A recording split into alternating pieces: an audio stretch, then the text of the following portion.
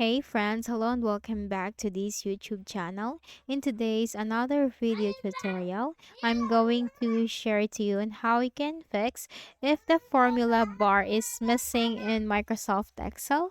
So without further ado, let's go quick into the process. So we need to open Microsoft Excel first. So go ahead in the window search bar and type Excel. Click on it under the best match. Now here in my Microsoft Excel, as you can see, the formula bar is not present.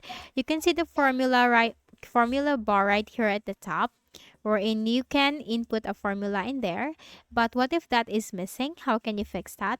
So here you will find all the tabs at the top for your Microsoft Excel.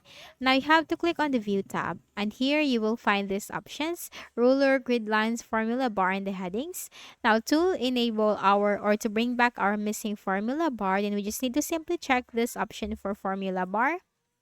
And there you go, the formula bar is enabled on your Microsoft Excel. So as easy as that, you have fixed the issue. So I hope this video helped you. Kindly please do not forget to hit the like button and subscribe to our channel for more tutorials like this. Thank you for watching.